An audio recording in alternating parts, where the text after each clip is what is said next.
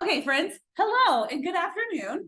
Welcome to the Power of Why, how to add magic to your professional life. My name is Madalyn Smith, and I'm going to be your lovely presenter today. We do have friends on Zoom, so I'm going to do my best to kind of stay in view of the camera, but I tend to wander sometimes. So if I move about, don't be alarmed. I am a part of the Living Well team, but I've also done a lot of professional speaking in my life, and I'll tell you a little bit more about myself here in a moment. But I want to tell you what I want you to get out of today. This is the most important part to me. And well, I can't hear her. you know, we were so close with the technology. Where did my mouse go? There we go. Okay. So I want you to know what you're going to get out of today. So ideally, there's going to be 4 different components of this, right? So I want you to learn something. I want you to explore your feelings. Yeah.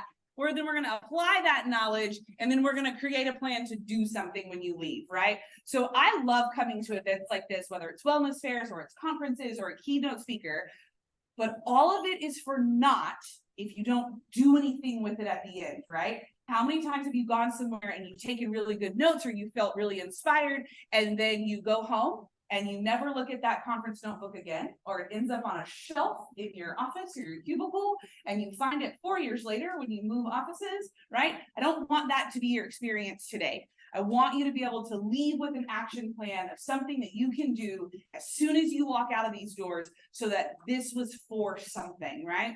Most of my content comes from a couple of different places. So it comes from this woman in particular named Allison Faulkner, who I met during my time living in Utah. And she does a lot of branding, coaching, and she works with a lot of companies and CEOs. She is also a public speaker who uses her hands frequently, and then has recently written a book, which I highly recommend, which talks about how awesome you already are innately as a person and how to tap into that and to become even more awesome. A lot of my content also comes from another public speaker who uses his hands frequently when he speaks, which is Simon Sinek. He also has a great book called Start With Why, which I highly recommend, which is where a lot of the kind of content of this is coming from, that knowledge piece.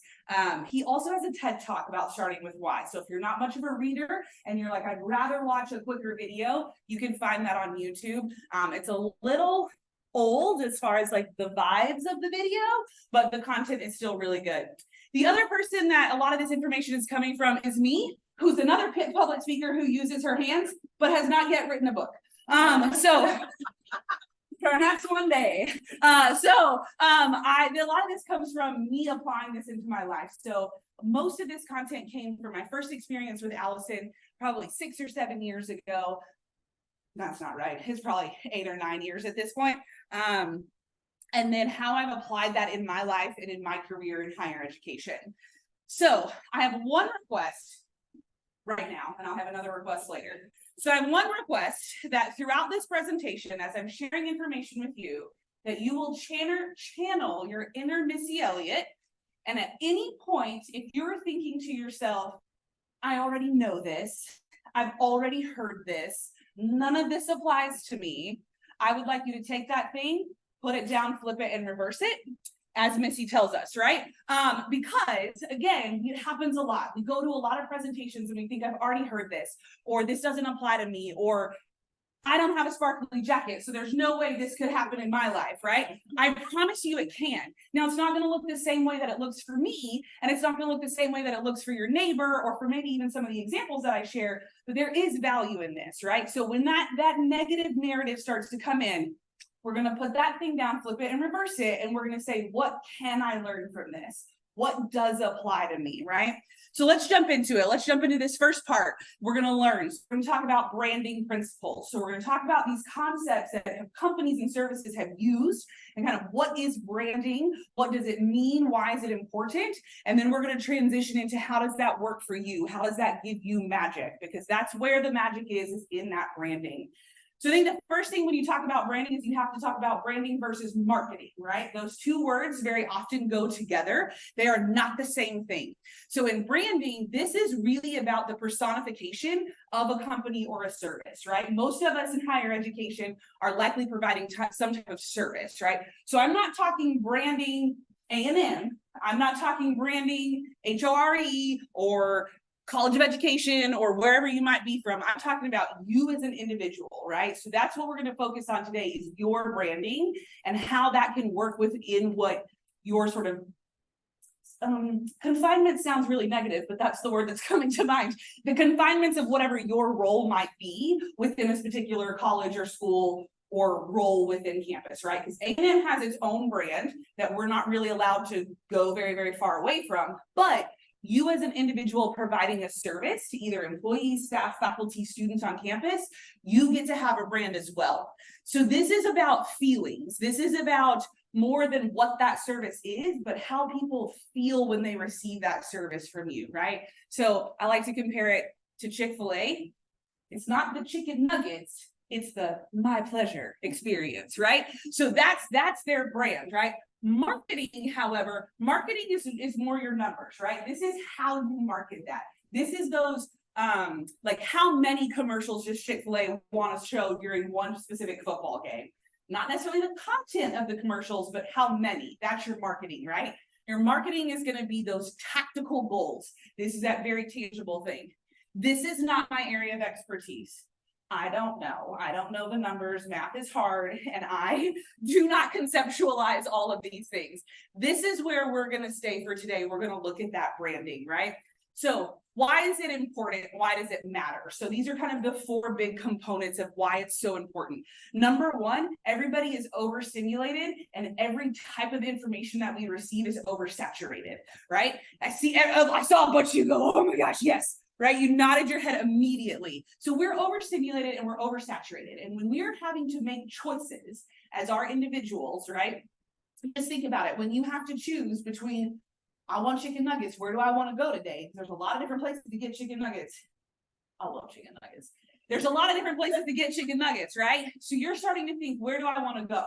And if you frequently get chicken nuggets, you know that your experience at Wendy's versus McDonald's versus Chick-fil-A is all very different. Now, granted, the product you walk away with is also different, right? But that experience is also really, really different. And that's what we're getting at with that branding. And this is why it's important, because you want to be able to cut through all that noise so that when people are making decisions about who to come see on campus, who to interact with, they're choosing you because you're cutting through all that noise. And if you happen to be their only choice, because sometimes that's the case, right? You're the only person that serves them. Do you want them coming because you're the only choice, or because you've cut through the noise and they like you anyway, right? Yes, I worked in an office where I was the only choice, and I was like, well, I know you have to come see me, but I also want you to want to come see me, right? So the other thing is that authenticity and engagement. That's the other thing people are looking for, right? They want real people. They want real individuals. They don't necessarily want robots, particularly when we think about this younger generation, when we're thinking about students on campus. They want to know that you are invested in them. The other great thing about branding is it lets you stay consistent in all of your work, right? And so this is particularly true if you are like an individual company or you have like a business or things like that, right? As the ebb and flow of marketing changes, your branding will help you stay consistent. As an employee, what I have found is when leadership, I'll say that, we'll add a little leadership, right? Like they make some kind of change that I don't like or I don't align with, my personal branding is what lets me remain consistent in my work and say, okay, like, yes, the leadership made this decision, but I still value XYZ. How can I still put that value forward? How can I still use that information while adjusting to the change that leadership is requesting, right? So it lets you stay pretty consistent. And then possibly my favorite is it lets you stay motivated and passionate and like actually enjoy what you're doing, right? I'm not gonna lie, we all have parts about our jobs that we don't like. Yes, right? Yes, it's okay. This is a safe place. You can admit it. There's parts of your job you don't like, but there are also parts of your job that you do like, right? And so this branding is going to help you bring those higher up to the surface, bring those to the forefront of your mind so that that's what you're engaging in day to day, so that when the crappy parts come, they're a little bit more manageable and bearable because you're so excited about the really fun parts that you love. So a couple of examples for you that kind of highlight on all of these things, and I'm gonna use my notes here, is there we go. Get my life together. So this references that overstimulated concept earlier. So this is a group, this is cute little me. When I lived in Salt Lake City, Utah, I went on alternative spring break with a group of students and we went to Seattle. And what was really interesting about my experience with them is this quote that was by someone other than me, but I don't remember who. I heard it at a conference one point and wrote it down and didn't write down who said it. And I'm like, someone other than me, because I'm not going to try to take credit for something I didn't say. But they were like, students don't care how much you know until they know how much you care. And that was my experience with these students. These were students that were choosing to spend their spring break in a place of service. We went to Seattle and we had a wonderful time working with the homeless population and serving them. And it's a student-led program. So I'm mostly just there to be the person responsible for like the university credit card. And if any of them got into fights, and to prevent all of them from going to get tattoos at 2 o'clock in the morning. That's mostly my job in this. They do all of the planning. And because they do all the planning, they do all of this work together throughout the year preparing for this event that I'm not a part of. And I only show up essentially one meeting before we leave and then on the trip. And I'm like, I got your credit card and I rented your house and your cards. And they're like, who are you? Like, what are you here for? And it wasn't until we started engaging in conversations as to why I decided to volunteer for this that they started to open up to me, right? And so when we're working with students, again, even if they have to come to you, and honestly, because I know I have a lot of my HR friends in the audience, this is also true for employees, right? Like employees don't care how much you know as an HR specialist until they realize that you actually care about them as well. Right. And so this is what that branding is going to help us do. This is my friend Ethan. This is me. Ethan owns a company in Utah called Thirst. And what Thirst does is a bit of a phenomenon when I explain it to people in Texas. So I need you to think like Sonic drinks, but on the next level. So in Utah, there's not a lot of coffee and alcohol consumption. So there's not a lot of like bars and coffee shops to go to. But what exists are these soda companies. And they provide you with copious amounts of sugar. And they have all kinds of soda bases. And then you can request all these different flavors to be added. And Ethan also sells like pretzels along with it. Like the big, soft, yummy ones. Other companies will sell you like sugar cookies and stuff. So this is where people will go like on first dates when it's like, I want to meet for coffee.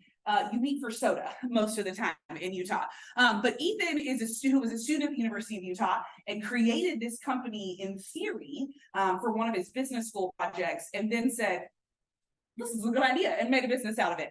And so the Simon Sinek quote is that people don't buy what you do, they buy why you do it, right?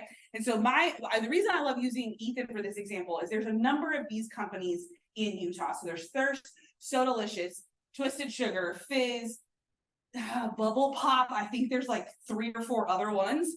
Thirst was not the closest to my house when I lived in Utah. It was further away from me than any of the other shops.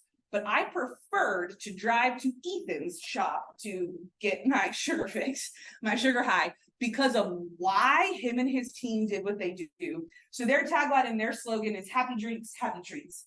And you felt that happy experience every time you went. When I went to Sodalicious, I just felt like I was another person in the drive-thru.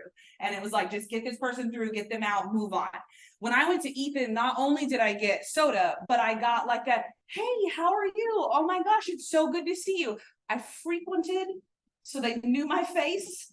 I may or may not have had a drink named after me on the menu. But that's the thing, right? I was just a regular customer that was coming through so frequently that they reached out and said, hey, you're here all the time. You order the same thing. We'd like to make it a special. Are you okay with that? What do you want to name it? Do you want to do some marketing with us? That's not an experience that you get because he's selling soda. That's an experience that you get because he wants to provide this happiness and joy, because that's his marketing, right? We've talked about Chick-fil-A a little bit already. It's that experience that you get there, right? It's not always about the service that you provide or the product that you're giving, but it's about those feelings that are evoked when people interact with you. That's why I love using Chick-fil-A as an example, because when you go to some other restaurant and your waiter or your server says, "My pleasure," you immediately go, "Oh, they used to work at Chick-fil-A," right? Like you immediately know. The McDonald's on George Bush that's not open anymore. There was a fella there who also frequent McDonald's. I did attend Megan's nutrition seminar earlier today, and I'm in trouble, but he would always, every time I'd say thank you, he would always say "my pleasure." And I'm like, I know that he used to work at Chick-fil-A. And I asked him once, and he was like, "Yes, and I cannot stop." He was like, "Even in my regular life, I cannot stop," right? Because it's that experience that Chick-fil-A is wanting to create for you, which is also why their menu hasn't had to change all that frequently, right? When you think about McDonald's, Taco Bell, Wendy's, how often do they have things that go in and out of their menu to try to get you there, right? Chick-fil-A does it occasionally, but not near as frequently, because they don't have to, because they have focused on the way that you feel engaging with them over a specific product. Plus their chicken's good. So then the other one that you have, I was a Jazzercise instructor when I lived in Salt Lake City, Utah. I now teach club dance and water aerobics here at the rec center, if you're ever interested. But when I lived in Utah and was a Jazzercise instructor, this is me. These are all of our friends, and we are clearly teaching in the most beautiful studio you've ever seen in your entire life, right? So this was at the height of the pandemic, and we were not allowed to be in studio anymore. And so we actually used our parking lot, which looks like it's in a real sketch neighborhood. But it wasn't. And if you look real close, like there's pretty mountains way back there. But we didn't want to close our studio. We loved what we did as Jazzercise instructors. We loved providing that happiness, that fun, that engagement to our customers. And we didn't want to have to close simply because we were no longer allowed to be in the studio. So this is where our branding and our why that we were working with allowed us to pivot and to have these parties in the parking lot, and which sometimes they still do now. It actually wound up being very popular. People enjoyed dancing outside, right? So we were able to pivot with the how, the in-studio, air-conditioned, fans. That was our how. And we were able to change that, but still provide that feeling of happiness, that feeling of you're here to dance with us. We want you to dance with us. We want you to have a good time, because we were able to shift that. I've been able to take that same concept into what I do here. Jazzercise is not quite as popular in Bryan College Station. I've only lived here for 2 years, so you just give me a couple more years. But I'm able to take that same thing and incorporate it into the classes that I do teach here at the rec center, right? So again, this is that concept of it's going to let you stay consistent. Your branding's going to let you stay consistent, let you stay motivated and excited, even when certain components have to switch and have to change. So what are some universal principles about branding? Right? This is really important. What is true no matter what? Which is one, that they're all going to begin with a why. You have to start with your why. We're gonna figure out what your why is later. Spoiler alert. 2, it needs to start with something real. Okay. So this is not about you trying to give the correct answer. This is not about you trying to meet a specific goal or hit a specific expectation. It is about you connecting with something real and something deep inside of you. It should accurately reflect your values as well. And again, not the values that A&M tells you to have, right? The ones that, not that those can't be the same, for clarification, but what are your actual values, right? That's what we want to connect with. And not most importantly is starting with why, but very close is that it's not decided by committee, right? So this is not a conversation when you're going to begin the parts of your branding. This is not a crowdsourcing activity. This is not a, hey, BFF, what do you think I value, right? Or, hey, boss, what do you think my why should be? No, I want you to look inside of yourself, right? Because this is how we make sure that it's real, and this is how it'll stay the same no matter where you move throughout your career. So that's what we're going to do. This takes us to our second part. We are going to explore our feelings, and we're going to get down to our most empowering why. This is where my second request comes in. which is that you allow yourself to feel your feelings, okay? I'm gonna ask some questions. I've given this presentation multiple times throughout my life. I have only had one presentation in which someone did not cry. So we're going deep, okay? You've been fed already. You've been fed physically. Russell fed you mentally, right? I'm gonna feed you emotionally. We're gonna go deep into our feelings. So I need you to actually feel your feelings. This is me giving you permission. I will even sacrifice myself up in vulnerability and tell you a story in which I was at a conference. I love this story, especially when I'm at a conference and there's prizes later. I wanted a prize. It was an annual pass to all of the national parks. There's like 5 of them in Utah. And so I was like, ooh, that'll save me so much money. I had all my tickets, and I volunteered, I presented. I was like, what can I do to get more tickets? I got all my tickets. I put them all in one basket, which you're not supposed to do, right? So I put them all in that one basket. I'm sitting there when it's time, when they're calling out the name. I got like 20 different tickets, and I'm like, they're the same ones we've used today. So I'm like, they say 5, and I'm like, oh, okay. I had them in numerical order. And I was like, oh, those are 4. So I don't want to look at those anymore. Okay, I've got 2 tickets left. There is 1 number that they need to call. And I'm like, you better say a 5 or you better say a 7. If you say any other number, I'm gonna be so mad. They call out 7. I stand up so fast, so loud, in a hurry that I knock my chair over. I spill the water on top of my table, and I'm like, yes! I'm so pumped and so excited, okay? Because I actually won it. Because I wanted it so bad. And I allowed myself to feel all of those feelings, okay? What have you seen today from people that have won? Oh, that's me. No, okay? We're gonna feel our feelings, okay? We're gonna knock over some chairs. We're gonna spill some water. Don't really, or the wreck will get mad at us. But metaphorically, I want you to feel your feelings through these next couple of questions that we ask. This is me giving you permission. This is me telling you a really embarrassing story about myself, although I think it's a funny story, not really embarrassing. But I want you to connect with something deep in your soul so that this is valuable for you. So if you want to, if you are the note-taking type, if you would prefer to write, you may want to get something to write with. If you want to take a couple notes on your phone, just so as you're collecting your thoughts, I'm going to put a handful of questions up on the screen. You don't have to answer all of them, but I want you to really take some time and reflect.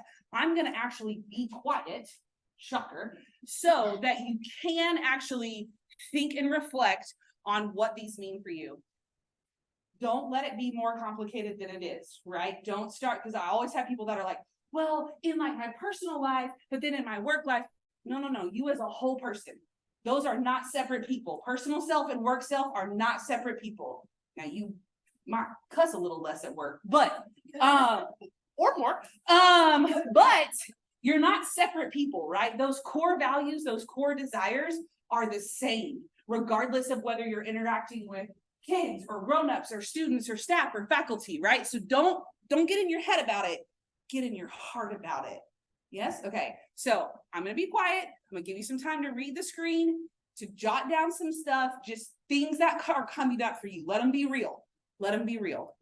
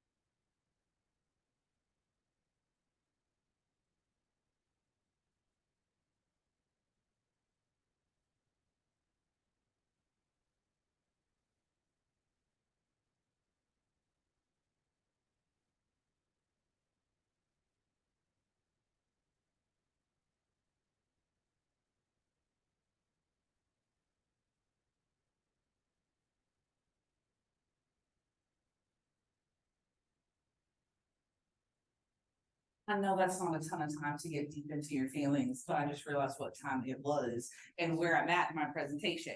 So we're gonna keep going, but I will tell you all, we are recording this session and we do plan to put it on our Living Well YouTube page. And then we will also share my slides. So if you're like, I want to come back to some of this later, we have the resources available for you to do that. On this next page, you're going to see a whole bunch of different words. Again, don't think too hard about it, but see if there's a couple of words that just automatically jump out to you and jot those words down.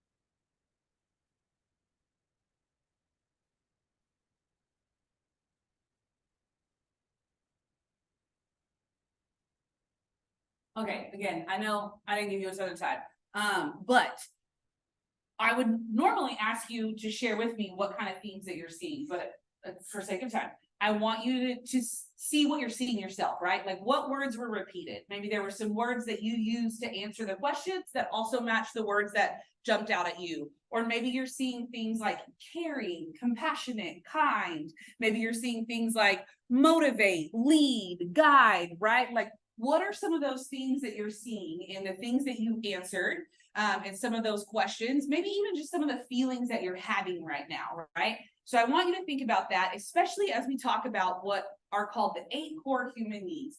So we're going to go through each of these. To be honest, we're going to go through them relatively rapidly, but I have a lot of faith in all of you that you're very smart, very intelligent individuals who will be able to process this information. So from one type of counseling, my background is in counseling, my master's in counseling. From one theoretical perspective, there are 8 core human emotional needs. If you are a happy, healthy, mostly functioning adult, you will want all of these in your life, right? Like you're going to want a little bit of all of these.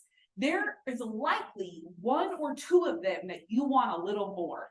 You want that slice of the pie to be a little bit bigger. It's a little bit more motivating for you, fires you up a little bit more than the others. So I'm going to go, there's a slide for each of them. They'll have a couple of trigger words, or it'll have a definition essentially, right? So security, this is the assurance that you can avoid pain and that you have your needs met. It's got a couple of words here for you. So maybe if those were some of the themed words you were seeing, and then a couple of slogans from companies where I believe that their driving why is this core human need, right? So a diamond is forever. Well, what is more secure than forever, right? So that's what they're trying to sell you. I mean, yes, a diamond because they want your money, but they're also trying to sell you this security.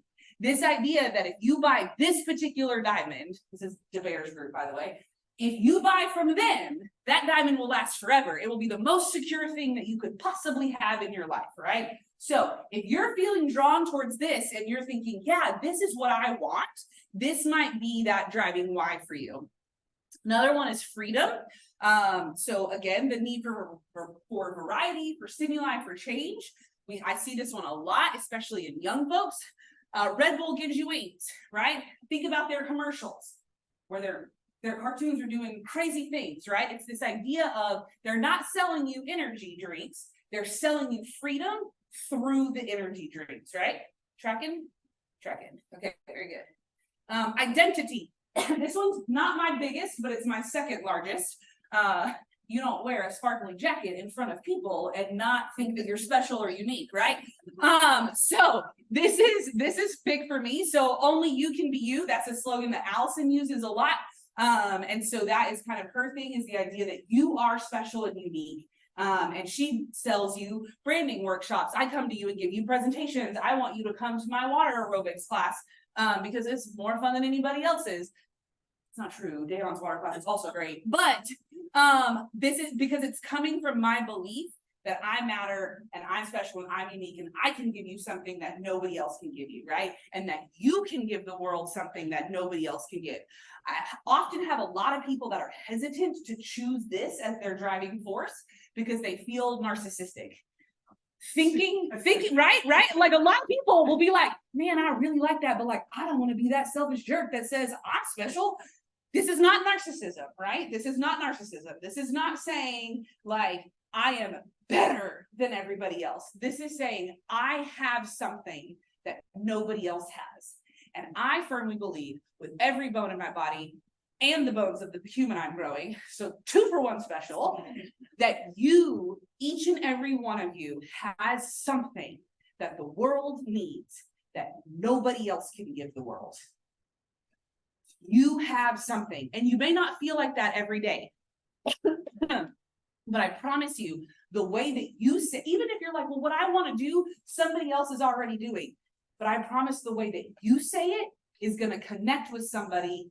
And the way that person A says it, it's not going to connect with that same person. We need all kinds of kinds in this world. And I promise you, if you feel like this is your driving force, you are not selfish. You are not narcissistic.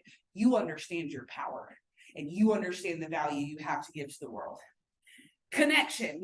I see this one a lot in service-based services, in service-based employment. When you're here, your family, right? It's Olive Garden. Just ironic.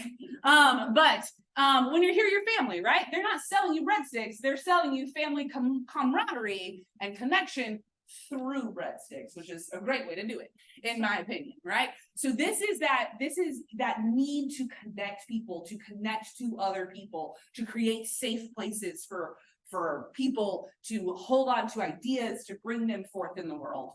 Love, an intense feeling or deep caring. Love, they literally put in their title, thank you, Subaru, is what makes a Subaru, right? Like I think about their commercials where it's like, let's pass down this car from like grandpa to dad to little boy, right? And it's like, because I love you, have a Subaru. Again, they're not trying to sell you a car. I mean, they are, but they're trying to sell you love through a car, right? So this one I see a lot in service-based organizations as well. Creation. A lot of times creation and freedom will go together. So this is that desire to bring something into existence. So Open Happiness is from Coke. And they had a great image many moons ago, whereas if you open up a Coke and like all of these artistic things come out, she knows, all of these artistic things come out of it, right? They're not selling you Coke. They are, but they're selling you creation through it. They're like, if you drink this product, you will become more creative. You will become your most creative self. Then you have growth. So just do it or live Moss, right? This idea of like, I can be powerful. I can do more. I can develop, right? So we see this, I see this one a lot in education as well. So this might be something that's pulling to you. And then contribution. This is my largest, followed by identity. Only you can prevent forest fires, right? Or 1 for 1, which is Tom's, right? Like you are contributing to the world. You are making your community better because you are stopping forest fires, because you bought these shoes and so someone else got a pair of them, right? So this one I see a lot in higher education, especially if you're in a service-based job in higher education. The idea that you're contributing to students, that you're contributing to campus life, things like that. So again, I call this the wheel of awesome. It's all of these awesome characteristics of ourselves. If you are a happy, healthy, functioning human, you will most likely want all of them. But in reality, it's going to look a little more like this. You're going to want some slices to be bigger than others. So this is your why. I want you to pick one of these. Every time I say one, someone's like, please let me pick 2. So I'm going to tell you that you can pick 2, and then you're going to end up picking 1 anyway. That is your biggest driving force, right? That is your why. So whichever one of these you choose, this is your why. This is where you start with. So if your why is contribution, then everything that you do in your job, you are going to come back and you are going to think, how does this contribute? How does this fulfill my need to provide contribution to the world, right? This jacket was not picked on accident, right? This is my identity coming through. This is me saying I need to fulfill that need of identity by wearing this jacket, okay? Earlier, I was in a leopard skirt. Also not by accident, right? So it's gonna drive everything that you do. So this is gonna take us to that applying. So what does it look like to apply it? So Simon Sinek has this great concept of what he calls the golden circle. I'm gonna speed through this. 45 minutes is not enough time. I'm having too much fun talking to y'all. So the idea is that companies that start with why, companies, or in our case, individuals that start with why, have more staying power, have more excitement, have more joy and compassion for their work. And it doesn't matter if the how or the what changes, because they're always going to come back to this why. Companies are people that start with how or what. When that changes, they're donezo. So my favorite example is Blockbuster and Netflix, right? Blockbuster doesn't exist anymore. Fun fact, Netflix tried to buy them and was like, hey, people want to change this how. They don't want to come to a brick and mortar store anymore. And Blockbuster was like, yes, they do. LOL, right? But Netflix was starting with this why. They were starting with providing a service. They were starting with connecting people to entertainment that they enjoy, whether that be through a DVD mail-in, which they're not about to do anymore, or their on-demand streaming. And then even when they started creating their own shows, right? They stuck here in this why, and their how and what has changed over the last couple of years, but they have survived as a company. Blockbuster was stuck in their how, and they were stuck in their why, their what, and they don't exist anymore, right? So this is, again, that thing when leadership starts changing things on you, when your job changes all of a sudden, if you have this why to fall back on, then you're going to be in a more secure place, feeling more passionate, having that magic about your job, even if everything in your how and your what just changed. If you were, this is from my personal creation. If you build your brand, right? If you're going to build a whole brand, which I have like a 3-hour version of this workshop where I can build a whole brand with you. You start with your why. It is the foundation of your brand. It drives everything that you do. Once you build a brand, again, I'm trying to show you in a relatively quick amount of time how to apply this why, right? So we've learned about branding, right? Mostly, we went through it really quickly. We explored our feelings, we defined our why. So now we're going to apply it. So what does it look like in the real world? So if you build out a brand, you can have it in this kind of a version. You can turn it into something like this. So I was an academic advisor for almost 10 years. This is where most of this was used. I'm also convinced that this is how I got the job that I have currently, because I'm not qualified. But I led with my why, right? I started with my why, and it's funny, this is also how I wound up here. I talked about this presentation in my interview. And so when we did this, they were like, do the thing you talked about in your interview. And I was like, okay, no pressure. So I created a brand. It was an advising model for a while. It's shifted over time into like my general higher education model, my coaching model, if you will, of interacting with people. And I started here with my why and what I believe and what I truly believe about people and what I commit to and what I want people to feel after they interact with me, right? So I saw, and I looked at my contribution and my identity, and I said, okay, this is the why of my brand, this is the why of my service. How do I build this into a philosophy or a model that guides everything that I do, right? You can also type it up in essentially what feels like to me like a boring research paper.